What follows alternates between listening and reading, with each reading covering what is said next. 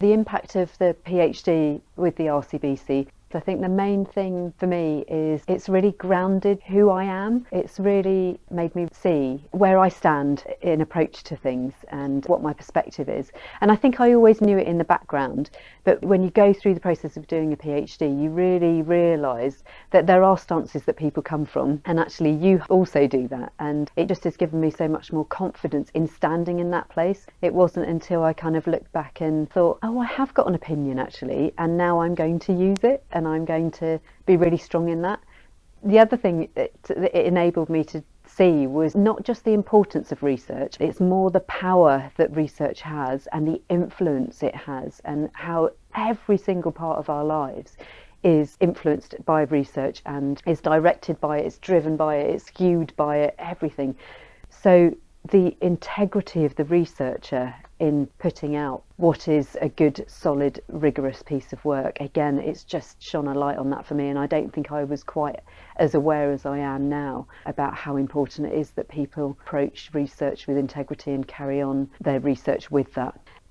I've always enjoyed learning and understanding things. So I worked in the NHS and then I worked in the third sector, and during that transition and around working with people, I sort of came to realise that people have a very different response to getting a mental health diagnosis, and so I just wanted to understand why that was, and that's what was borne out in the research.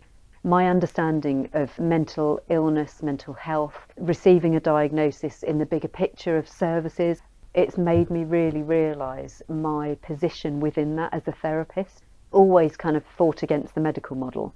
I now understand how different therapy is from medicine. I really just fundamentally understand that from a theoretical perspective.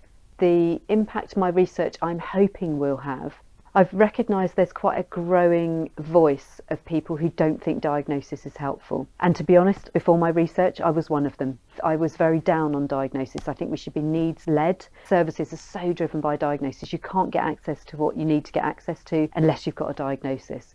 And so I went into the research very much thinking everybody's going to think the same as me. And then I interviewed people who had received a diagnosis and their view was slightly different. They really thought that it helped them understand what was going on for them. It feels like there is a voice that needs to be heard, that actually don't throw the baby out with the bathwater. Diagnosis is really helpful for people, and the services and the system in which services sit is unhelpful. And I didn't have that understanding before I started doing the research. So the impact of the RCBC and the PhD on where I'm at now. I'm working as the Senior Research and Evaluation Officer for the Mental Health Foundation in Wales. I certainly wouldn't be doing the job that I am doing now, and it's just provided massive opportunities. The Mental Health Foundation's been going 70 years in England, and they've got a really big team in Scotland, and we're tiny in Wales, and it's really, really exciting to be in right at the beginning. I love working in the third sector. I did that before the PhD, and I'm happy to be back here because it's just so flexible and there's so many opportunities. You can be so creative. In the third sector, everything is co-produced, everything. You go into health, you go into academia, it's not represented in research. It just isn't. It's just absolutely gobsmacking for me how it's token there, and I really think that there could be so much more. If there's a voice that I'll have, it's for service user involvement, and it's for absolutely proper co-production. There's a need to empower people, I think, is the bottom line, and I think we pretend to do it in health and we don't, and so I'll be shouting about that, and hopefully that will have some impact, and it will get people to recognise that you can bring service user involvement into a PhD, you can bring it into absolutely every bit of research you do, and I think that's where part of the impact of what I've done will come.